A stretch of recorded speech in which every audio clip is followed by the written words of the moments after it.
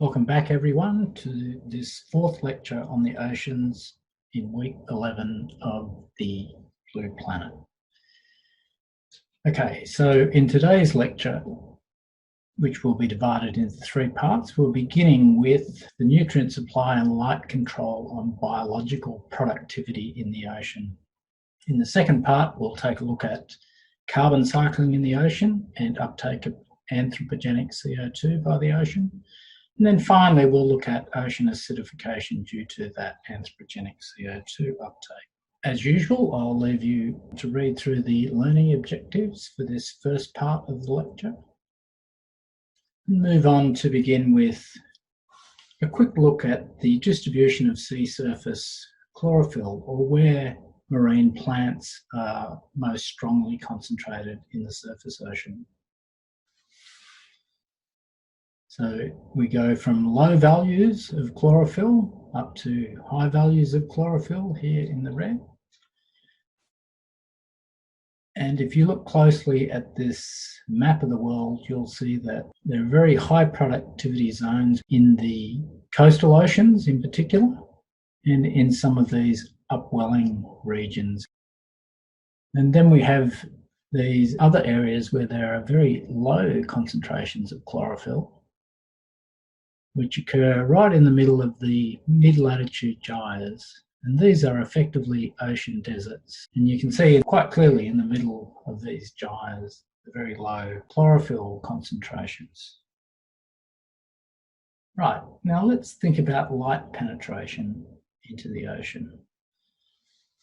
So we have two examples here, one into the open ocean. So this would be an area of the ocean that has very little particulate matter in it. So the light penetrates to very deep levels.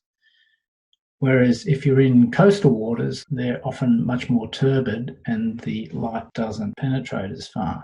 So these diagrams show the spectrum of light and how far it penetrates. The depths are in meters. So you can see that the blue part of the spectrum penetrates much more deeply than the green or the red end, which gets absorbed at very shallow levels in the ocean. And likewise, the violet end of the spectrum. Here is a marine alga. Size is about 100 microns across, or about a tenth of 1 millimeter. The chlorophyll molecules within these chloroplasts are able to absorb certain wavelengths of light. So you can see here there's chlorophyll A and chlorophyll B, and these are absorbing very strongly in the blue end of the spectrum over here. And they also absorb at the red end as well. Marine algae come in very many different forms, and we're going to refer to them as phytoplankton, which is Greek for wandering plants. So most phytoplankton are too small to be seen without a microscope, and in some cases, even without an electron microscope.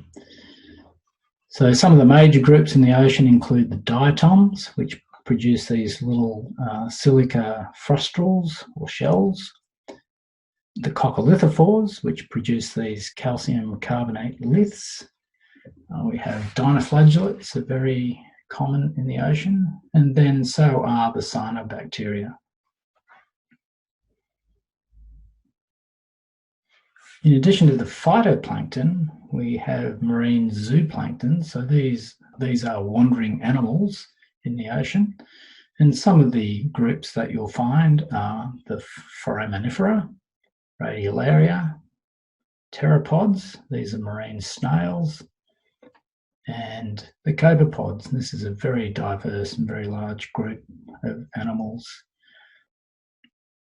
So productivity in the ocean is linked directly to phytoplankton, which are the main primary producers in the ocean. So phytoplankton use light to convert dissolved CO2 and other nutrients into organic matter through photosynthesis. And so phytoplankton, obviously because they need light, live in the photic zone. And in general, there's sufficient light in the top 100 meters or so of the surface ocean for photosynthesis to support phytoplankton growth.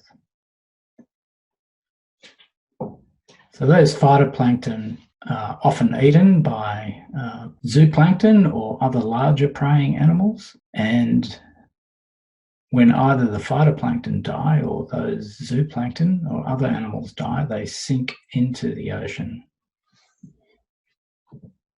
As they sink, bacteria consume phytoplankton, zooplankton, and other organic matter, and they respire the organic matter back into its original constituents of CO2 and water.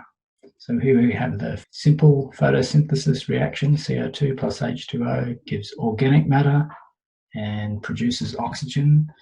And here for respiration, we have the organic matter being respired, oxygen being consumed, and that reconverts the organic matter back to dissolved CO2 and water. So light and nutrients are required for phytoplankton growth and underpin primary productivity in the ocean. So here again is our simple photosynthesis reaction. But the reality is that the reaction looks more like this. So we have CO2 plus nitrate or nitrogen compounds plus phosphate plus water, some protons plus light, and then we end up with this large molecule here that represents organic matter produced in the ocean by phytoplankton, and we also have the production of O2. So this is used to represent the full photosynthetic reaction. And you'll notice the stoichiometry of the reaction, whereby 106 carbon atoms plus 16 nitrogen atoms plus 1 phosphorus atom end up being combined to produce this organic matter with this composition of C106H175, oxygen 42, nitrogen 16, and a phosphorus. Okay, so returning back to our map showing the distribution of chlorophyll or marine algae in the ocean, can we explain this distribution? Well, we know we require light, and we know that the irradiance is stronger near the equator and at mid-latitudes, so there should be sufficient light for phytoplankton to grow in the surface ocean in these areas or in this whole band of the ocean. But we're also going to need some of those nutrients. This map now shows the distribution of phosphate in the surface ocean. And this helps explain the chlorophyll distribution that we saw in the previous plot. So going back here, you can see these relatively high chlorophyll regions here and here on the coast of South Africa, and up here in the Arabian Sea, and also down here at high latitudes and up here at high latitudes in the Northern Hemisphere. This diagram shows the very high amounts of phosphate ions available in the surface ocean in some of those areas, in this upwelling region off the south coast of South America, here off Africa, up here in the Arabian Sea, and then at very high latitudes you see these very high concentrations as well. So these are the areas where there are lots of nutrients available for phytoplankton to grow, but in these high latitude areas, particularly in the winter months of the year, there's insufficient light for the phytoplankton to grow. So just to summarize some of that information, phytoplankton growth occurs by photosynthesis and depletes nutrients in forming organic matter, and it also depletes CO2 in the surface ocean. So we have this organic matter being produced by photosynthesis. That organic matter sinks into the deep ocean, where it is respired by bacterial action and reconverted back into its original constituents. And then where we have upwelling in the ocean, these constituents are brought back to the surface and made available again for phytoplankton growth. So this indicates the significance of upwelling of deep ocean water to return those nutrients back to the surface. And this is a very important part of sustaining ocean productivity.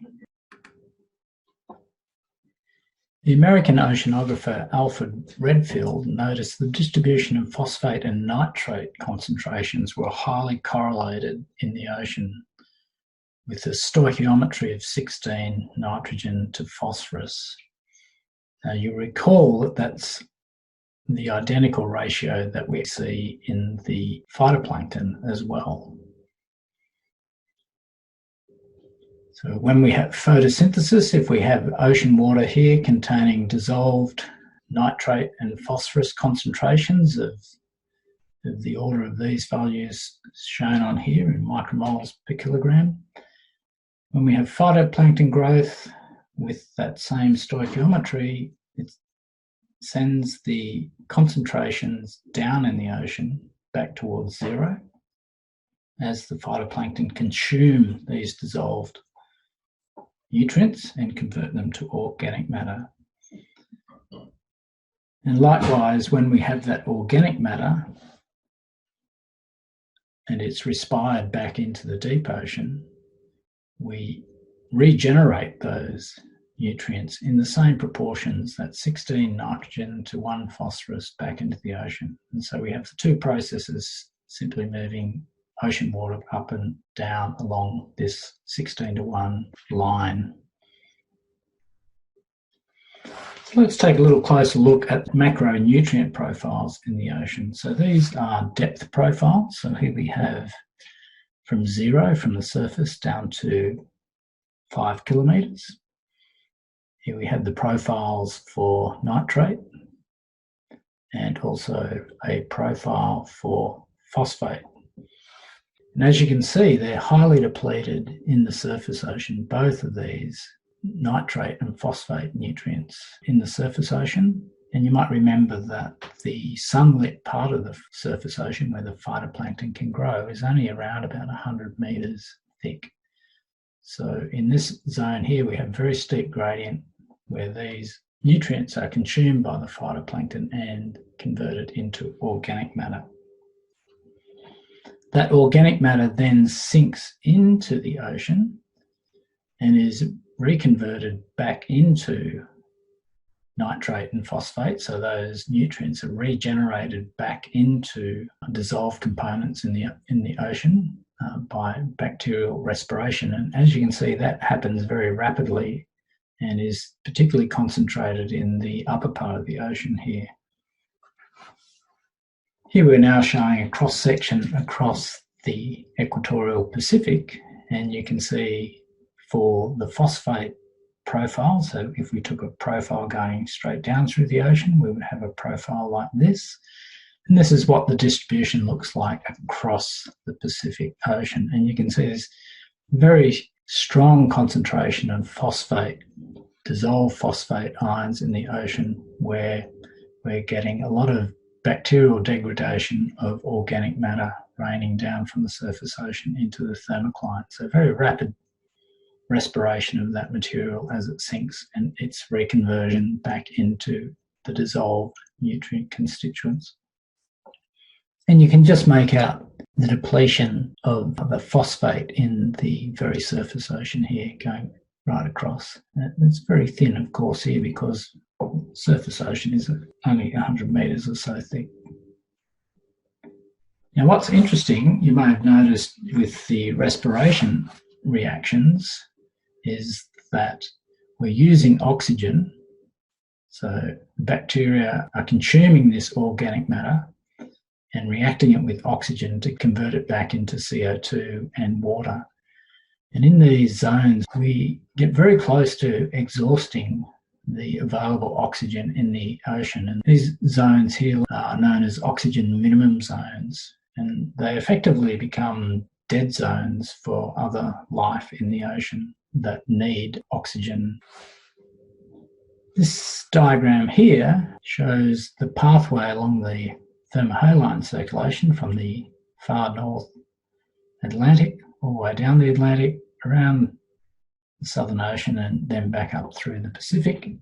And you can see that as we move along that pathway, we accumulate phosphate and other nutrients like silicate. They accumulate along the pathway as organic matter rains down from the surface ocean above, is degraded by bacterial respiration, and that regenerates increased dissolved phosphate in this case as we move from the North Atlantic around to the North Pacific. And then when we upwell this water, of course, we bring very high concentrations of phosphate back to the surface.